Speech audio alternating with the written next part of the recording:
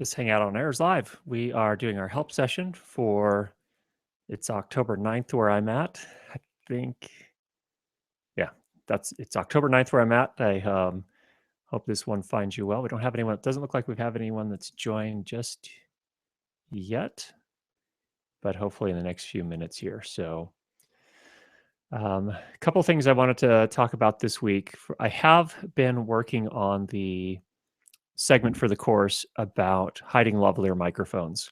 I haven't forgotten about that. I know it's taken me a while to put that one up, but I have run into some snags, and I think this sort of illustrates how I feel about lavalier microphones in general, which is I don't like them. They're actually pretty tough to use if you're going to be hiding them. And I don't know if I'm clipping here. I saw that my meter's a little hot. It's hard to tell from these types of meters. The challenge I've run into is that it's not actually that hard to hide a lavalier microphone. It's hard to hide a lavalier microphone and not get it rubbing against the clothes and making all sorts of strange noise in your recording. So that's the challenge I've been running into, and why I haven't published that episode yet. I think I found a few ways to mount it or to hide it that work well in terms of hiding, but don't necessarily sound that great. And I think that's the hard part. So, for example, the most recent one I did, I actually had a lavalier hidden right underneath my collar here, and that worked really well. I didn't get a lot of the rubbing noise against clothing, but I also didn't get very great sound. It sounded very, very nasally, and that wasn't working very well for us. So, good morning or good evening, depending on where you're at. Hey. How are you? I'm pretty good. Can you hear me now? Or yep. Yep. Myself? You sound cool. Great. Well, I haven't really been able to. Sorry, I couldn't join last time. I got the flu, so couldn't join the last live hangout. Thank you so much for talking about normalization. That was fantastic. The question I have, is it time to ask questions, by the way, or? By all means, do. So the thing is, I'm curious about the post-production process, and in particular, you mentioned in one of your great videos, you mentioned what were they called, ophonic.com. Mm-hmm. This system that lets you upload your audio and it does the normalization for you. Now, of course, that's enticing. Now, of course, you're way ahead in this curve, in this learning curve. When do you use a service like that and when do you not? I mean, is there audio that you say, well, you know, I'm sorry, but Ophonic is not going to cut it. You'll have to go at it manually? That's a good question. And I will be honest, I don't usually use Ophonic because I'm still very much interested in learning how to do all the audio post-processing. I don't typically use it. So that's just me for that reason. I think that Ophonic probably makes sense for someone who doesn't want to or have the time to spend a lot of time. Yeah. Or frankly, if they don't have the tools. You know, I'm using Adobe Audition. Adobe Audition is probably, I would say, kind of if you're going to truly do loudness normalization, and in terms of software, you're going to need some tools. I think Adobe Audition is probably about the bottom, kind of the entry level, because there are other things you need as well. And what Adobe Audition doesn't have is it doesn't have a true peak limiter. It has a true peak. It can read what your true peak is, but it can't actually limit to that. So even that's a little bit of a challenge. So I have the question a lot of times, hey, can't I just use Audacity? And well, you can kind of do something similar, but what you don't know is you don't know where your loudness level ends up, and you don't know what your true peak is if you're using Audacity.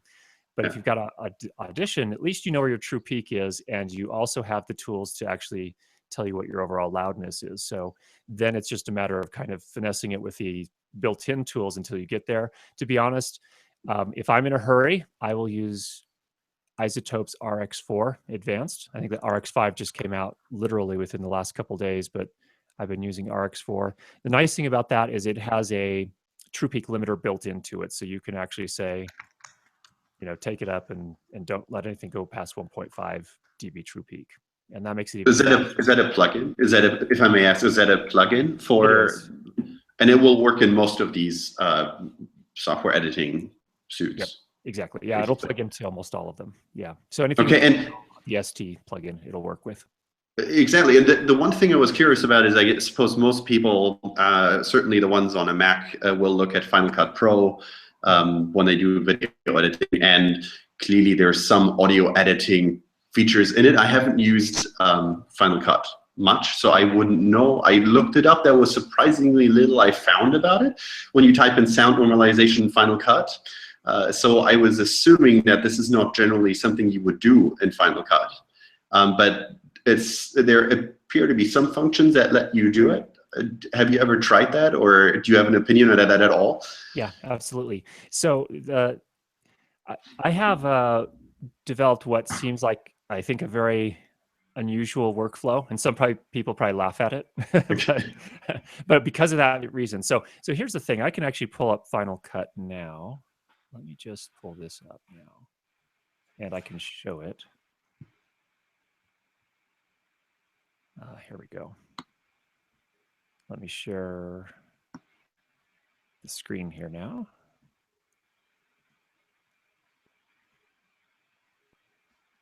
Okay. Whoa.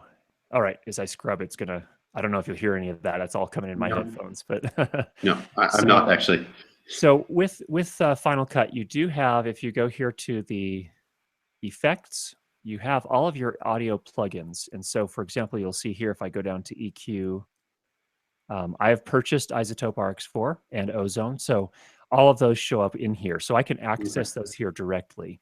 The problem is that, and actually all of the other plugins I have from my other applications as well. So any VST or AU plugins are available here. Okay. The problem is that loudness normalization is something that actually affects the entire audio clip, not just a single portion of the clip. So the thing is that in Final Cut, in Premiere, in almost any nonlinear editing video application, the effects are really kind of made to apply in real time. So as you're playing back, it's actually processing the audio while you're playing back to whatever piece of audio you happen to be at that very moment in time. Loudness normalization actually requires an offline edit. That is to say, you have to actually, it has to be able to process the entire clip of audio at one time. So that's where the challenge comes in with normalization. And that's where things get tricky. However, well, yeah, let me just stop there. I could go on for a long, long time about that, but let me just say that for that reason, I've developed this kind of odd workflow for short pieces, and I'm talking here about the pieces that I publish to YouTube, or short corporate pieces, which is typically what I'm doing. Yes, I will actually edit the audio as the very first thing. Because I'll have a separate audio file that came in from my recorder. So I'll edit that and have it to the point where it's mastered and ready to go. I'll actually also do my color grading that way. So all the footage will come into DaVinci Resolve. I'll color grade it all. And this is because I can pull this off because I'm doing short pieces. If you're doing a longer piece, it's not necessarily going to work as well. And it's probably less efficient because you're going to be color grading all these clips that you may not end up using. You're going to be editing all the audio that you may not end up using. In my case, I usually have a little bit extra, but it's not that much extra. So this actually makes sense in this case. So I do all that first, then I bring it into Final Cut. I sync up the audio to the video, and then I just edit away, and it works great for me in those cases. So you're going to China or overseas, and you're going to come home with a lot of footage, is my guess. A lot of footage. That's what I'm thinking. It's going to be short. I don't want to make it that long, but it's going to be many short clips, I suspect. And I was going to ask that later, and I don't want to hijack your show completely, but you just stopped me, right? So the thing is, there's I guess there's going to be 20, 30 clips, I suppose, in a day. Really short ones, not very long, I guess. You need more footage, I understand, than your piece is actually going to be in length. And then I'll have to still make sure it all syncs up. So I'll have separate audio recordings, and I get the video recordings, and I have to make sure I normalize them, I guess, in one piece, or because they all need to be at the same sort of audio level, I guess. Yeah, that becomes a challenge. So if you're going to be using Audition, the nice thing again about Audition is it actually will measure the loudness level for you. So I actually typically process each of the audio clips separately. Yes. And I can do that with confidence because I know that when I get that reading, they're going to be able to cut together really nicely because they're all at the same loudness level. So I'll actually edit each one individually. That's another reason why I think a lot of times people will wait till the end, because then then you have all of your dialogue. You can just have your dialogue all on one track and loudness normalize it all at once. Yeah. So, there are different ways of going about it. I would certainly not suggest that my way is the right way or the best way. Yeah. What I would suggest though, and what could work for you, I assume you'll have a laptop with you and you'll be able to start some of the post-processing while you're there. And if that being the case, what I would probably do is that you could probably adopt a workflow that's somewhat similar to mine, whatever works for you. But I think the biggest thing is really going to be about organizing your footage and your audio clips and coming up with a standard for, if you just have a template folder that you can copy each time you come in at the end of the day, be able to organize all of your footage and clips into that and be ready to go. That's going to save you a lot of time and a lot of headache, and you're not going to be searching as long for all your material. So I think that's going to be key to what you're doing. But yeah, I'm normally editing each clip separately. And what I find typically is from a single shoot, normally the settings are going to be pretty similar, unless you have two separate people. In terms of your audio, the settings are going to be almost the same for each of the clips of audio. So that means that the subsequent one, the first one that I'm editing for that for that piece, I'll have to kind of fine tune the compression and all those things to get it just how I want it. And then on the second and third and fourth and subsequent clips, I can do it. I can crank through those really quickly because I'm probably going to be using the same settings. Sure. Because I mean, normalization, the idea is that you mentioned, I think it was it minus 23 dB for broadcast or 24, and then there's minus 16 dB for YouTube and online streaming, I suspect, and it should really come out at the same if you edit them separately, it all should come out at the same anyways, right? I mean, it should be at minus 16 or what have you. So that shouldn't be okay. And I guess there's there's so many questions in my head right now. So there's so basically the thing is I got a podcaster here, for example, which I completely forgot about last time. So I got which makes really nice sound. I guess if I had me and another person sitting next to me, I would just be using the podcaster because it, I think, makes some really good audio if you're indoors. And but then I'll have a different setup, different microphones when I'm actually on the road, obviously. This is USB powered and it wouldn't all fit into the mobile workflow.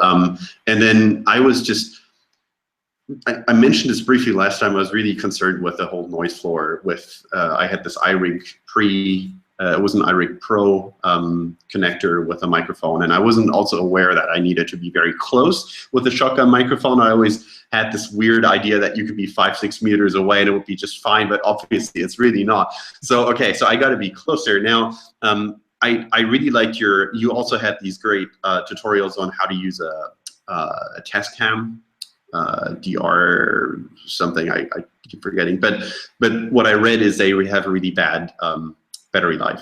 Now that's sort of a bit of a concern for me, and so I looked at the Zoom H5, and the one thing I'm really concerned with is that you said it in your videos, other people said it as well, that the preamps are not as good as the Tascams. Now, the Tascams, the preamps. Now the thing is that to me, it's sort of I'm looking at these different microphones. I'm looking at the capsules for the H5. You have the shotgun capsule for the H5, but you also have you could go for a Sennheiser ME66 with a battery pack attached to that. And I'm thinking, and this is where it gets really hard for me, because I haven't had my hands on any of this gear yet. I haven't had my hands on a Tascam or a Zoom H5. So both of them, I presume, have some, because they're both not high-end machines. They're both not professional level machines. So they have there will be some noise floor on them anyway. So the preamps will have some noise floor. And then you are attaching a microphone to it, which by itself will have a noise floor. Now, if I'm looking at a Zoom H5 and then pair that with a Sennheiser ME66, which I was told is very sensitive and a fairly nice mid upper range microphone, is that wasting the microphone on a Zoom H5 preamp? Or no, no, no. And I understand your concerns. It's tough when you don't, when you've never used them before, and you're trying to get the best you can for your money and so on and so forth. A couple things about battery life. I've done some more testing with the Zoom recorders. I actually have an H4n here, and I'm actually finding that the Zoom recorders battery life is actually not that much better than the Tascams. It's probably a little bit better, but not that much better. What they do have is they have this is where I think they get their specs for how long their batteries can last. If you go into the battery compartment, I don't know if you can see this here. Yeah. There's a little thing up, there's a switch up here that says stamina mode, and you can turn a stamina mode on or off, and that makes your batteries last longer, but it gives you a lot of limitations, and so I don't think it's very useful. Technically what it's doing is it's making it so I think you can only record in MP3, you cannot record in WAV, and you can only record at a certain quality level. I understand. So which I would you probably don't want that. Which I don't want to mess with that. So I understand. first of all, what I said in those original Tascam review, when I was comparing and contrasting Zoom versus Tascam recorders, I'm not sure that's quite as much a difference as I had originally made it out to be. So that's one thing to consider. On the Tascam side, I attached this USB battery, and that's how I can get. I've never tested it exactly, but essentially, I can get, I think, about 30 to 40 hours out of it. Which is pretty good. Yeah. Which is pretty good. And the problem, of course, that adds some weight. And again, if you're going to have to be mobile, that's a consideration for you as to how much weight you're willing to take on. Batteries are heavy. Sure. So that's another consideration. But in terms of, an H5 and an ME66, I think would be a fine combination. It was the preamps that are the noisiest are the H4Ns. Once Zoom moved to the H6 and the H5, those preamps are a lot better than they were back in the H4N. So I wouldn't worry about the preamps in the H5. I think you're going to get a pretty good kit there. That works nicely. Because I understand the Zoom H5, somebody mentioned in a forum that they were meant for very loud environments. Originally they came out for musicians, I guess, making a lot of noise compared to you getting out into nature and trying to record some very quiet sounds. So I guess if I'm going to be in a busy street, I guess I would have to, and I hold the microphone the right way, I shouldn't be too worried about noise floor, I suppose. Because there's going to be a lot of ambient noise that I'm going to pick up one way or another, right? Exactly. That's going to be your bigger concern, I think. If you're going to be out on the street in China, it's going to be the street noise. You're not going to have to worry too much about the recorder sound floor. Because, for example, all the videos that you've made, right? I mean, they're flawless in terms of the sound quality, and I'm one of those people that really care. And sometimes you watch a review of somebody actually reviewing a Tascam, and they have this horrible hissing noise floor, and I wonder how they could even sell this. How they think this is going to be fine, because the moment I hear this, is like, well, I don't want to have my YouTube video sound like yours with all the hissing noise in the background, right? And this is a real concern. Yeah, there are a couple things. So obviously, since I'm doing audio type tutorials and reviews, I try to make those pretty top notch in terms of the audio, but the reality is if when you're out on the street and when you're doing something that like when I shoot a corporate video, I come back to my edit and I bring everything in, and I usually cringe and nearly cry when I hear the audio. So you have to keep in mind. Yeah, you have to keep in mind that when you're out in the real world, can't control things like I can, like you can control them at your house or in a studio or anything like that. See here, for example, this morning, I've got a sound blanket behind me. Well, typically when I'm doing a corporate video, I'm not going to have that with me, or I'm not going to have the time to hang something like that up and really kind of tune the room to sound as nice as I'd like it to sound.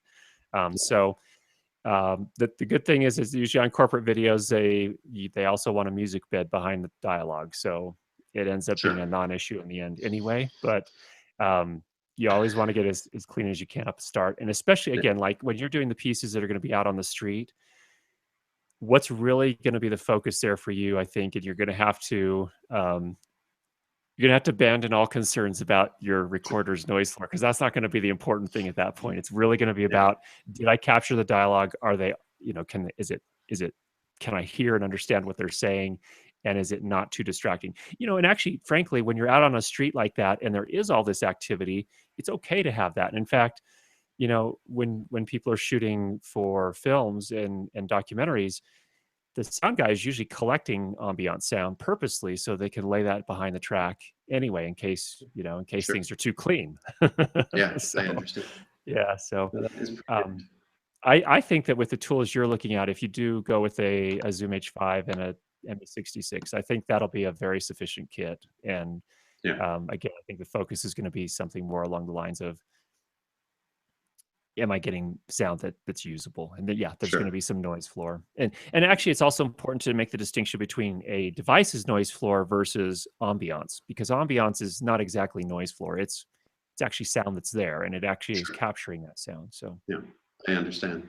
So basically, I guess if I was walking through the street, I would be using maybe the XY capsule that comes with the Zoom H5 standard, and I would just walk through the street and hold it up and pick up all the ambient noise while I'm just not filming, I suppose, and use that as something that I can, yeah, into the background. and you may find that you don't need it, because again, when you do start recording the dialogue, you're going to get plenty of ambiance anyway, unless you get that mic in way close. So sure, I understand. And then there's so many other things to worry about, including light and what have you. exactly. Yep. Fantastic. Yeah, so I guess that answers a lot of questions. I guess I'm going to be asking more questions when it comes to the actual post-production, and there will be lots and lots of question marks, I suspect, when the time comes. Yeah, I completely understand. I think one thing I found that will be potentially a challenge while you're out, on the streets gathering some of these pieces here is that I don't know what the circumstances will be, and I imagine to some extent you don't entirely understand what they'll be as well. But one of the challenges is if someone gets really, really loud suddenly, you'll want to be prepared for that and make sure you give yourself plenty of headroom for that. Yeah. It's always a trade-off, because you want to keep the input levels as high as you can so that you are getting a nice clean signal and the dialogue is well above the noise floor. And then on the other hand, in case someone starts laughing or guffawing or yelling or shouting. Well, people honk a lot, and I guess one concern is they don't even have to scream. It's just that I'll have an interview, somebody the talent standing right next to the street, and somebody honks just 2 meters down the road, and that's going to clip the video, isn't it? Clip the audio, I suspect. Well, that's really loud, right? Like a honk. Like if it's close enough, that's going to how am I going to deal with that? Yeah, and I think your strategy there is probably, if you can be, you would be using a shotgun mic, and the rejection of the off-axis sound will hopefully be good enough so it doesn't clip. It's a good point. It's a really good point. Yeah, so that's gonna be tough. That's a tough one. I've been working on this review of the Sennheiser AVX, and this is probably out of your budget, but something to consider. One of the things that they're starting to do in these newer systems, which is interesting, Sennheiser is one of the first to do it here, is they're actually putting in, they call it dynamic range, but what it is in essence is essentially, from what I can tell, it's a limiter, so that when those louder sounds come in, it's actually doing something to prevent those from clipping. Hopefully we'll start to see that kind of make its way down into the more the level of gear that most of us are using at some point. Sure. The problem with this system, of course, is that this kit right here was over $1,000 just for one lavalier microphone and the wireless system. So sure, I understand. At some point, hopefully we'll start to see that. Unfortunately, on the first gig, you're gonna get the acid education where you're going to learn everything the hard way. Sure, I understand. Well, I kind of already had that. I was interviewing some high-level politicians, which were really hard to get hold of in the first place, and then I wasn't aware of the sound issue until later. And of course, that's why I'm asking all these questions now. Yeah. But the good news is that the organizations that I work with in China, they usually have sort of media departments that have that kind of gear hanging around. So I could just borrow it and just try out all these different microphones that they have.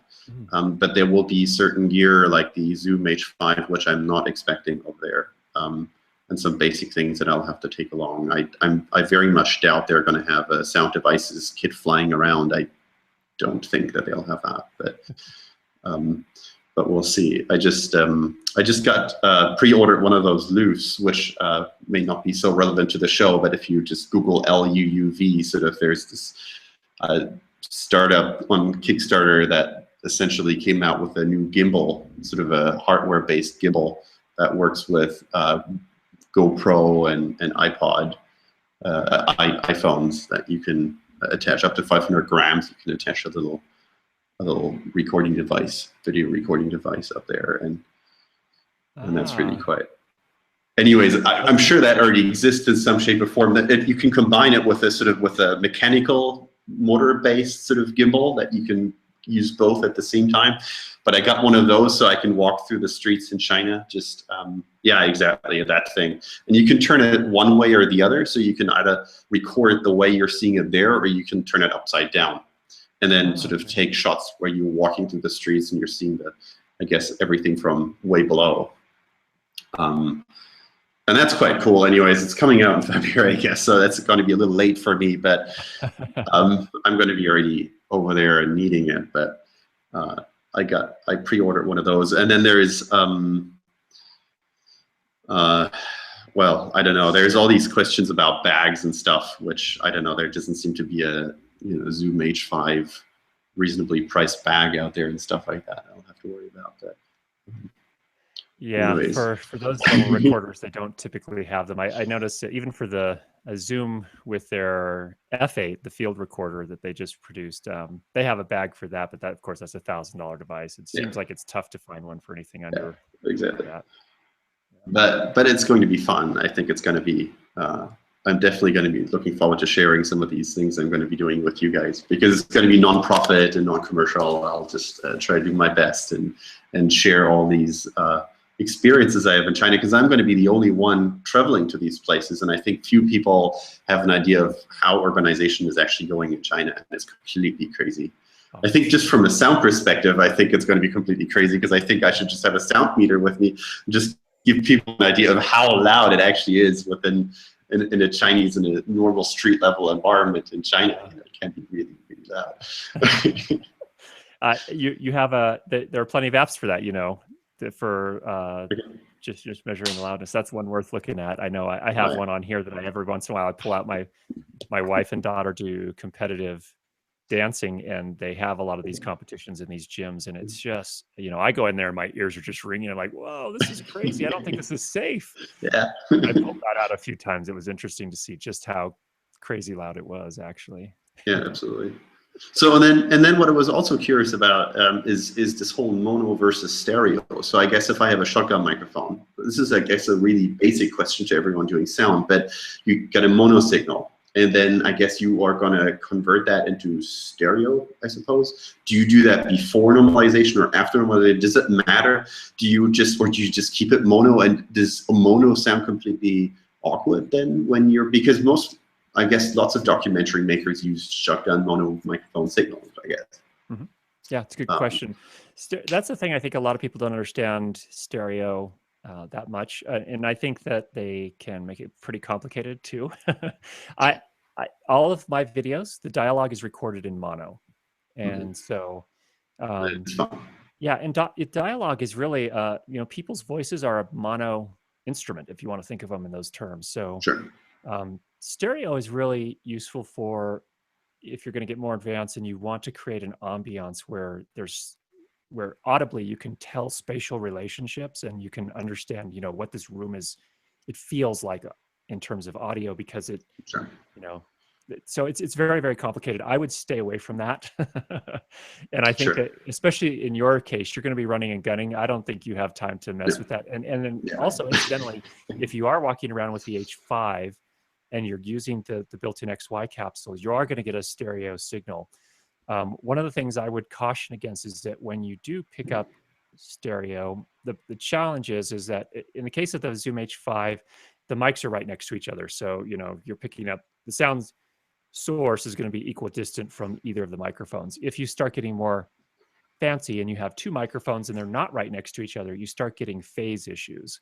So one mic will pick up the sound a couple of milliseconds before the other one, and so they'll end up producing some sort of constructive interference and actually start messing with the audio. So my take is definitely go mono. And in fact, as to your question, when you're doing the normalization, I usually keep it mono until the very last step. Then I convert it to stereo at the very end. That way I avoid all those phase issues. And then it comes out both speakers and it just sounds like a single mono source. Okay, I understand. Well, that sounds really good. Well, I guess, I don't know, I'm slowly running out of questions, I guess, before I can actually get my hands on these things and run into the first major issues. Yeah, and that's when the questions come, isn't it? That's when the learning happens, is when you start getting your hands on it, you start experimenting and yeah. I mean, one of the tough things is in China, I always find it very difficult to find the right interview spots. So I can tell that you got one of those blankets behind you. I guess it's a sound blanket that you also reviewed in one of your videos. I wouldn't have the luxury of bringing sound blankets, nor would I have oftentimes especially if you're interviewing officials or any managerial person. You usually find them at conferences, and conferences are, I guess, difficult in terms of sound in the first place. And then often you get them in a foyer, you know, where they sit in a nice big leather sofa, and then you're next to them, and then the sound is just, I don't know, you know, like either you get this incredibly reverberant room, and then somebody bringing tea, you know, sort of like you get all the clinging noises of 10,000 little you know, glasses, you know, banging against each other. And I guess this is just, it's really difficult stuff. So I guess, but I don't know, I guess you can't give me any advice, but just don't do it there, right? Well, I think that, you know, there are a couple things to keep in mind on that. You know, conferences are tricky because it's not like you could tell 10,000 people, hey, could you be quiet for like 30 seconds or, you know, 2 minutes while we do this interview? Yeah. A couple things though to consider is that human bodies actually absorb sound. So if you have an audience that's just listening, if you do have somehow run into a situation where you can have people there but they're not talking, that actually can really help the sound of a room. It can actually, in fact, when I've done some live sound reinforcement, I haven't done a lot of that, but I've done some. And one of my mentors at one point said this to me. It was kind of very eye-opening. He said, okay, so we've done the sound check and there's nobody in this concert hall yet. As soon as we get people in the concert hall, everything we've just done goes out the window. And it completely changes because you have the audience there and they're absorbing all of the sound. Their bodies are soft tissue and it absorbs a lot of that. So it very much changes. I guess, yeah, the trick there is you're just going to have to do your very best. And I think that it's, you know, if you do go out, I think the foyer may be actually better than the conference hall. Conference halls are usually pretty awful. But that's, again, then it comes down to, I think, shotgun technique. If you can get that shotgun up above and pointed down at them, that'll do a lot to isolate, because then everything around is what's getting rejected, or to some extent at least attenuated. And that's really maybe the secret. Okay.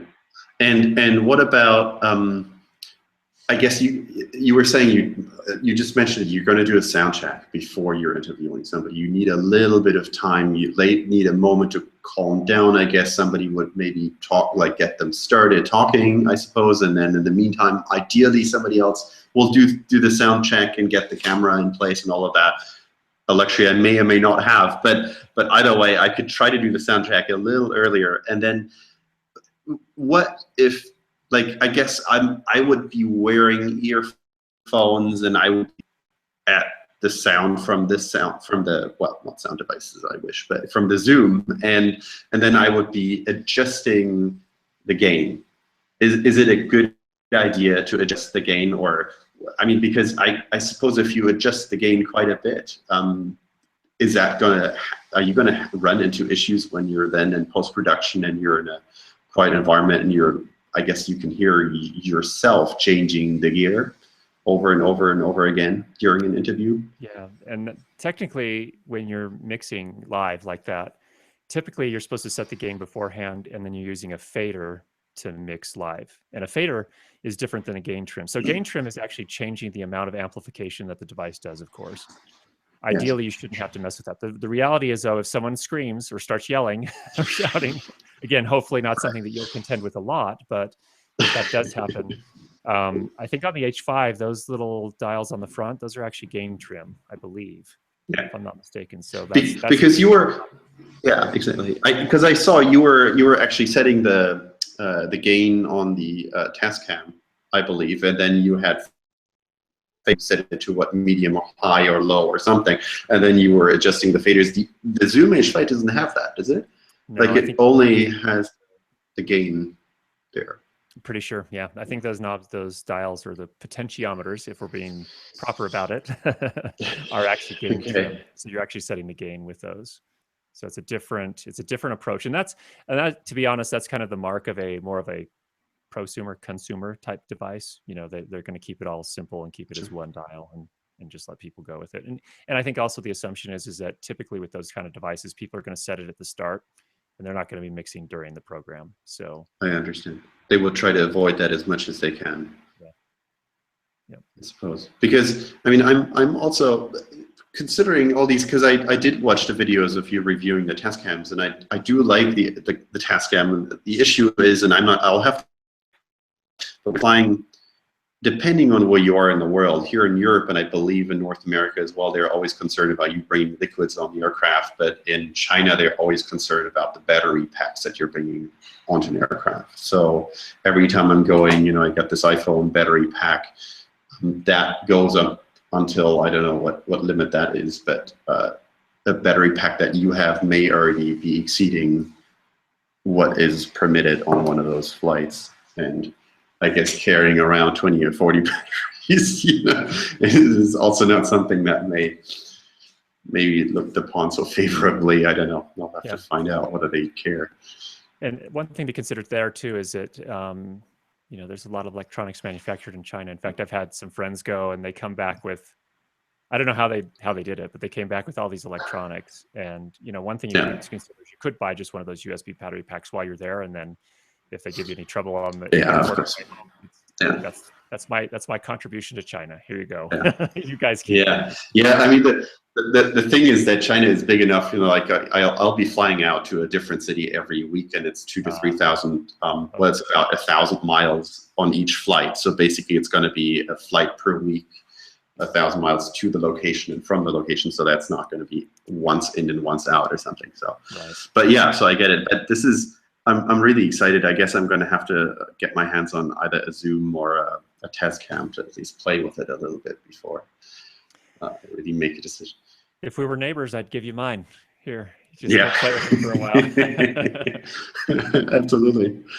But yeah, so I don't know. I guess that's going to be this iZotope's RX5 plugin. I guess is something that will I'd have to purchase. And there is. I guess I could do it, and you were saying it doesn't really work so well doing it in Final Cut, so I'd have to go for Audition or something like that as well, or I go for this online service that does the thing for me. And you can try, if you get a Phonic can do the job. It's definitely worth a try, and it doesn't cost anything up front. If you do start processing a lot of audio, then I think it's a freemium type service. So you do 2 hours a month for free, and then anything beyond that is for charge. But it's worth a try. Absolutely.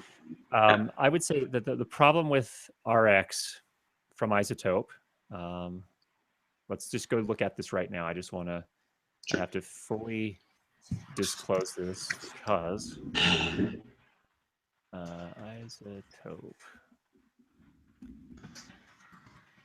Okay, here it is, RX5 Advanced. Here's the audio editor. They actually have broken it up into multiple products now, but it's the Advanced that has all of the loudness tools. And of course, it's $1,000 US. Okay. Yeah, so that's why I don't, you haven't seen me do any reviews of iZotope on my channel. You haven't seen me like endorsing it in terms of, hey, everyone, you should all go buy this. I totally understand that that's not something that most enthusiasts or budget producers can really afford, and that's a steep entry point. So in that light, what can you do? Well, I think Audition has all the tools that you absolutely need. So if you're finding it Auphonic doesn't work, I think Adobe Audition is something worth considering. A little bit more affordable and can get the job done. Yeah. Although there's like, it says the RX5 audio editor price is $300, and then there's the advanced audio editor piece. Yeah, and I think at $1,000.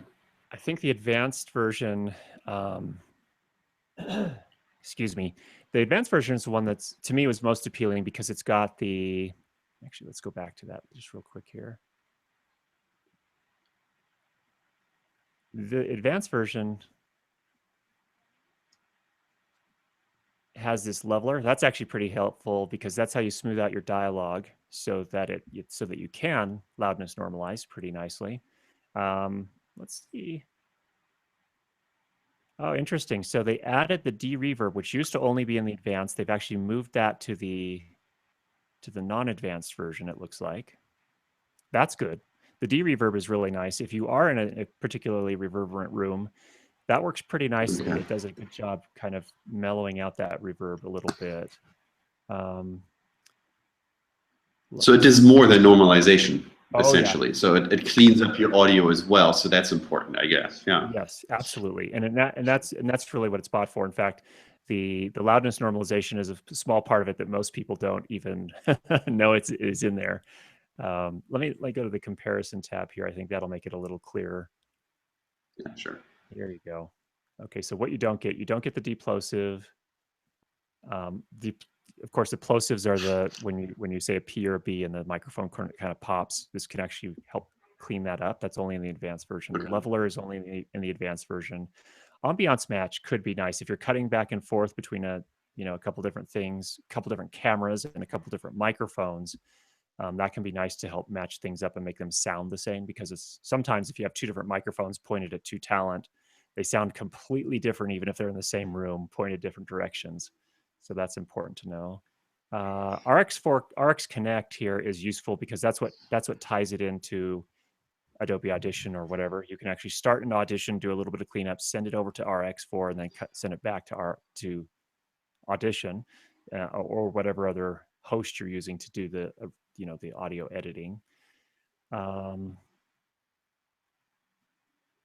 What else is not in the non-advanced version? Here, see all the, sure enough, loudness is still only in the advanced version. So, Okay. although they have moved, this is interesting. The channel ops was one thing that I use quite a bit as well. That actually is not just the advanced version anymore, which is good. Okay. But loudness, sorry to go back, loudness, does that actually refer to, that's the normalization? That's the, essentially that we're talking about. That's the loudness normalization and the true peak limiter and all that. Yeah. Okay. Sure. So they made some some changes. That's interesting to see. They've moved some of the things that were in advanced down to the non-advanced version, the standard version. So that's good. But yeah, the loudness, unfortunately, is still only in the advanced version, for better or for worse. Fantastic. Yeah, but thanks so much for pointing that out. That's really good. Oh, you bet. So I guess I'm still on the search. Actually, one other thing I should note: Adobe Audition's CC 2015.2 release will have loudness tools in it as well. And I should say it already has some loudness tools. And in fact, let me show you what it has and what it doesn't have just yet. Pull up Audition. Okay, let me just open up a file here just for illustration purposes. So what Adobe Audition has right now, which is super helpful, is it has this amplitude statistics tab here. If you don't have it, go to Window, Amplitude Statistics. If I scan here, you can see it will tell me, this is a long audio file, it's a 15-minute or so clip, but here is my true peak meter. It actually tells me what my true peak is for this entire clip. And it also gives me my loudness right down here. So I've got my ITUR BS 1772 loudness. In this case, it's minus 31 LUFS. So that's those two tools are something I use a lot, and those are built into Audition. Secondly, they have this match volume panel. So when I'm ready to do my loudness, I drop the file down here, I set my target, I run, and it actually will move it up for me. So that's the nice thing. Now, what they're going to do in the next version that comes out within the next couple of months here, and you can see I did that badly because everything's right up against the top and the bottom there. But I believe it'll be in this match volume panel here. It'll actually be renamed. I think they're going to call it loudness volume or some. They're changing the name. Match loudness. I think it's actually match loudness is the new term they're going with. This is where the true peak limiter will be based as well. So instead of right now, they're just using a peak limiter. So it just says don't let anything go past minus. Actually, you don't even get to set it. It's like minus 0.5 dB or not even that. It's minus 0.01 dB or something like that. But the new version will actually, I think, allow you to set the threshold or set the limit, and it will actually be a true peak limiter, which is a little bit different. So anyway, Audition is really, I think, nice from the standpoint that you can get pretty much everything you need right in there. Okay. And then you export that, and then you match it up to your video, but you first deal with the audio that comes in a WAV file. That's what I do. That's my weird workflow. Yeah. Okay, I understand. It's just got to make sure you name the files right. Exactly, name them, and so that's what I'll do is on ingest as I pull all the files in. I already have a sense for what, typically if I come back from a corporate video shoot, I'll come back with probably maybe 20 audio clips and 20, 30 video clips. And for me, really the discipline is all around bring them in and get them all named first. And actually, I'll probably usually name the audio first, and then I'll try to match the names of the video clips up to those of those that I know match up. And in that way, it's just less headache later on. So I understand. That sounds pretty good. Yeah, I can't wait to find out. Well, let's get you some gear so you can start experimenting. I hate to have you get your gear 2 days before you hop on a plane. That's going to be rough. Yeah, I didn't promise I was going to do it, but basically I'm supposed to write about it mostly, but I don't think people in the West will understand what these things are like unless there is video and sound to go with it. So basically I didn't put myself into this position where I have to deliver it. I will be able to deliver it within the next 2 years if I so choose to do it. But I think that I'll need at least a half a year or a year of testing and doing trial and error before I really go live with that. Yeah. But that's how you learn. So I suppose, yeah. So a lot of people are going to pay attention from the European Union, and I guess I'll have to get it right when I then publish it. Well, it's funny because it seems like in some respects, there's more and more expectation in the media or, in the news media that, people are using lower cost tools and they're sending smaller crews where they're not doing this whole professional production anymore. And so, there's that as well. Yeah, absolutely. I think I still have lots of options. So I guess one other option that I have is going to find myself a video editor who may be able to do all that normalization for me. So I guess they will maybe do everything in post-production that is required. I'll just hand it over and assume that I may not have the time to actually do all the post-production. So I might just hand it over to somebody who knows how to do it, and they will have the plugins and tools. Yeah. And that's going to be the end of that. That's another option. In fact, that's, a lot of times when you're working on a production or a film or whatever it may be, sometimes it's the right thing to do is just to hire somebody to do it, Yeah, exactly. But I just wanted to make sure that I know how to do it in case I don't get to do that. So because I'm not sure I'll be able to get the budget for that.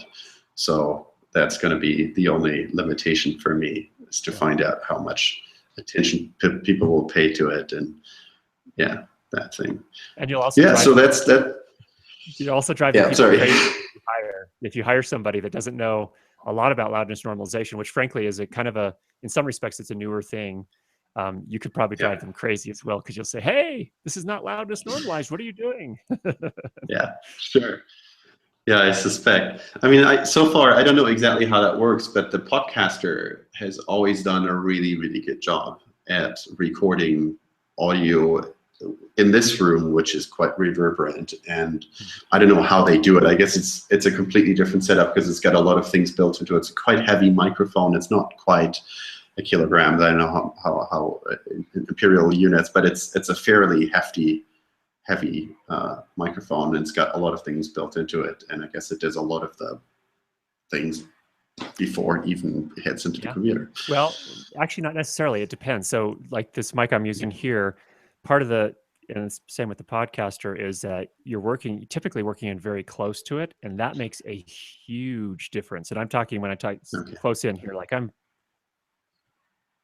only 4 inches from the capsule, or at least from the front grill. I think the capsule is actually farther down, but that alone makes a big difference. And in fact, it's interesting. I don't know if the podcaster has additional audio processing built into it, but even just the fact that you work in so close to it makes that big of a difference, really. Sure. Yeah, absolutely. Yeah. Oh, pretty cool. Well, good. So, go ahead. I was just wondering, did you change the timing? Because I was expecting the podcast to be taking place like a couple of hours later. Like last time, I think it was at my time, 7 or 8 p.m. And now it's at 1. Did you pull forward the time? Maybe this is why nobody else was joining. I don't know whether, because this is... Yeah, well, I'm not sure. No, so I actually scheduled it so last time we did the morning one, or my morning one, it was 5 a.m. It's still 5 a.m. when we started this one. So I don't know if time zones have changed, but I try to, it's tricky because of course we're dealing with a worldwide audience here, but I set it up for the same time, my time, and I let Google Hangouts do the translation in terms of time. Did you guys have a recent daylight savings change? Yeah, but it wouldn't be that much. I mean, it's you started this at 1 p.m. my time, and last time it was 7 p.m. or 8 p.m. So that's gotcha. Not a No, I do. So every week I rotate the time. So what I'll do is I'll do one that's early morning my time. That's this week. Next week I'll do one that's about lunchtime my time. Week after that I'll do one that's evening time my time. So we kind of just rotate them around. Yeah. Yeah, I understand. No, that's fine. It's just that. Incidentally, I was going to say you are not the only one here. We actually have 6 live viewers right now. So okay, right. So good stuff. No, because it's 1 p.m. That would be prime working hours for somebody living over here. Yeah. So that might be consideration. But anyways, yeah. So now I completely hijacked your show. Sorry for everyone else who just had to listen to all my questions. This is actually my hope. My hope is that we bring in, especially, people like you that are facing real world problems as far as audio production is concerned. And this is exactly what we're looking for. So don't feel like you hijacked the show at all. I think it was really helpful to have someone that's in there grappling with the real world problems and be able to discuss through those. So that's perfect. By the way, for the record, how do we pronounce your name appropriately? It's Malte. Malte. Okay. It's not an E as in Maltese, but it's a Danish name. So it's I guess you'll find 90% of people with Malte, the name Malte, will be in Denmark. Okay. But I'm German in Berlin here. But there's lots of northern Germans, because that's close to Denmark, who are called Malte, and then southern Swedish people who are also called Malte. So the closer you get to Denmark, the more Maltes you'll be finding. Okay. Very good. And your English sounds very good. So I'm assuming that you spent time in other places as well.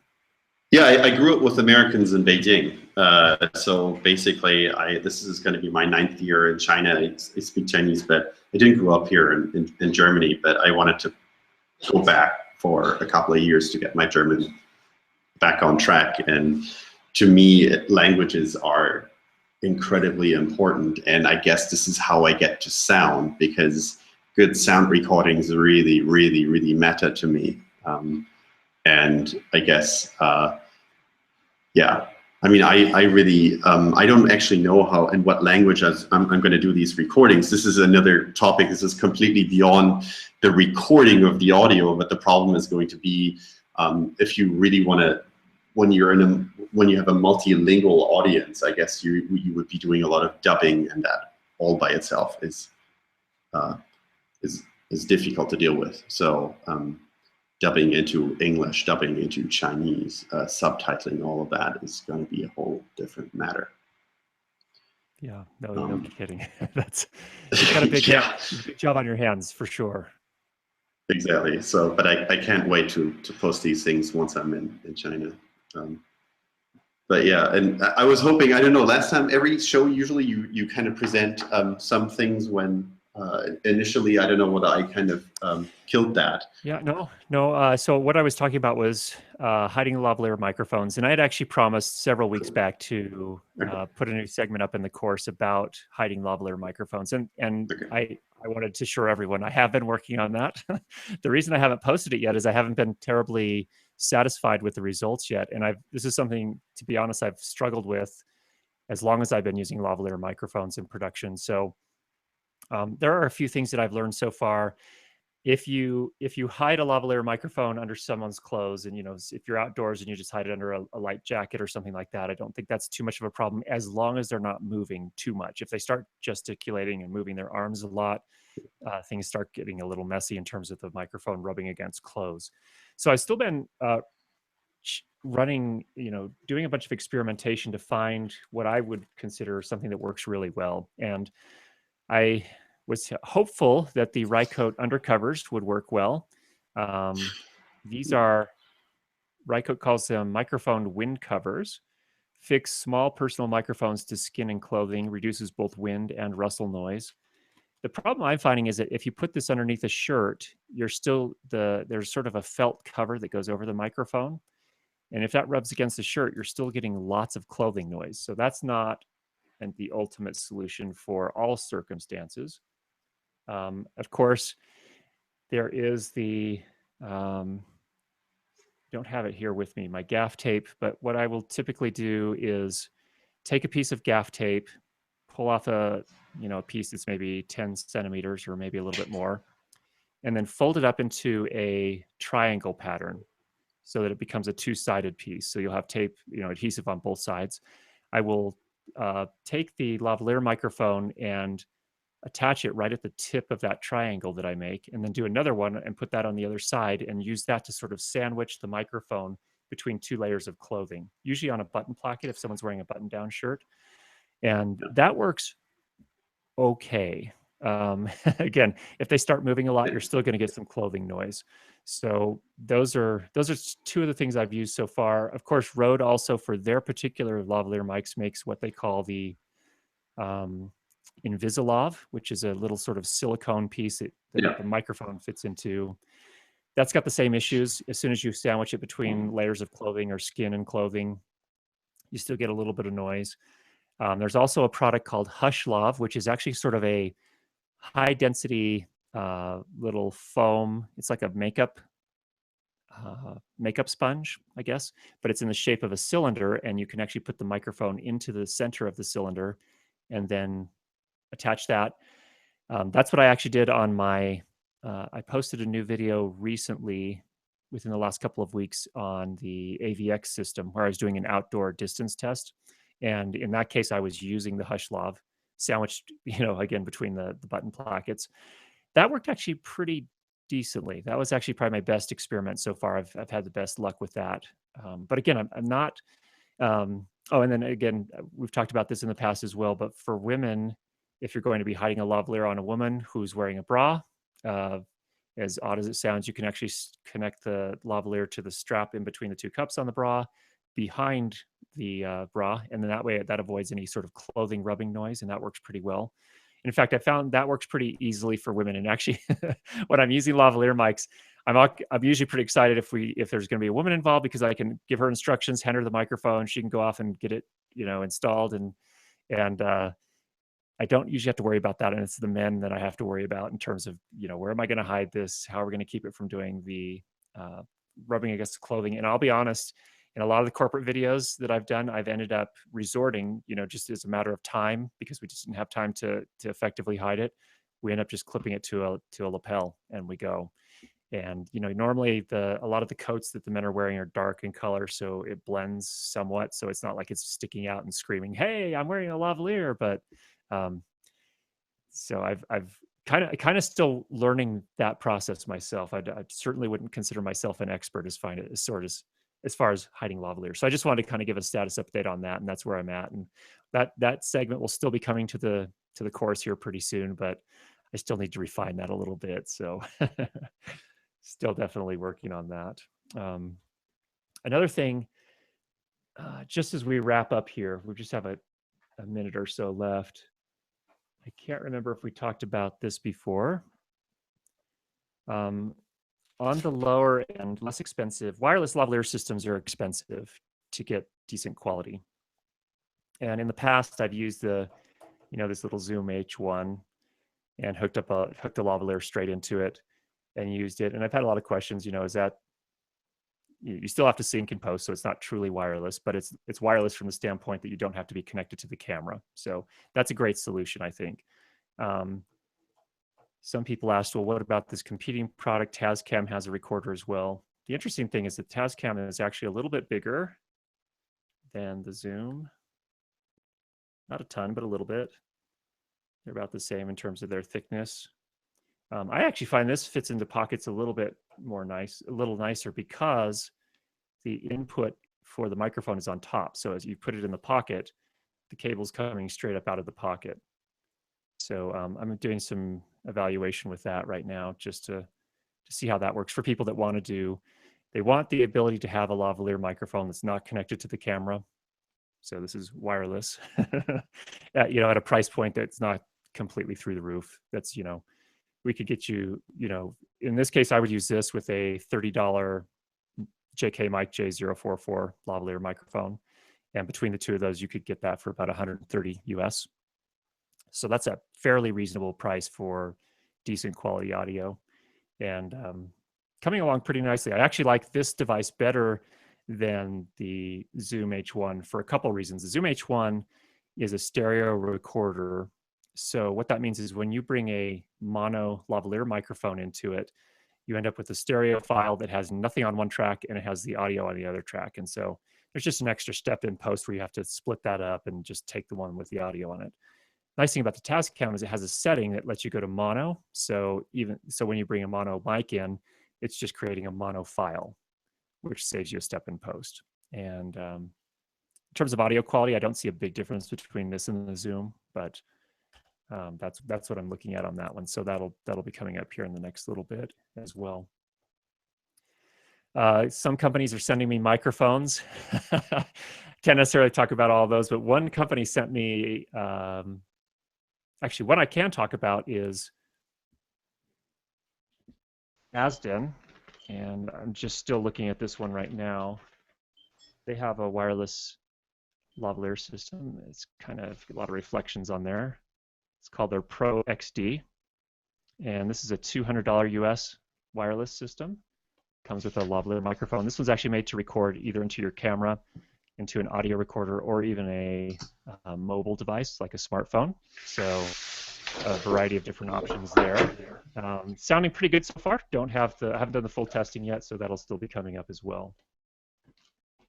And I think that's the status update for this week. It looks like we just had someone else join.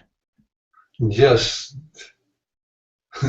Welcome Just to a few seconds ago. Very good. I am too late.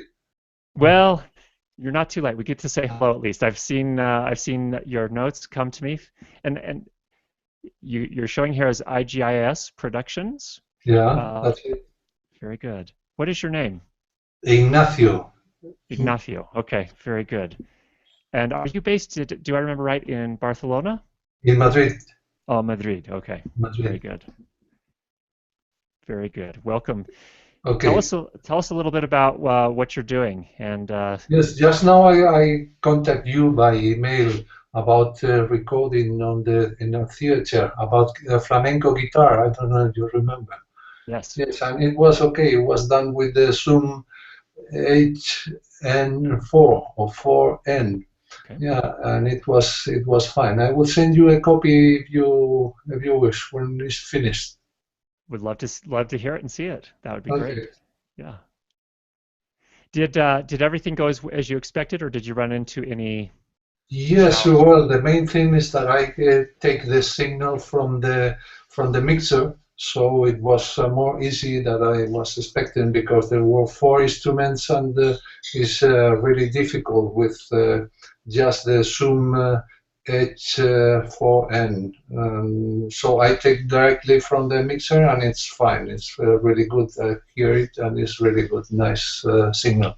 Yeah, and that's a great point. That if you have another guy that's already there, that's already dedicated to sound, the sound reinforcement people, hook into their system if you can, because they mix the reverb, they mix everything for me, just to check the levels. Yep, exactly. And then they've done all that hard work already. So yes, I was making the take with two cameras at the same time.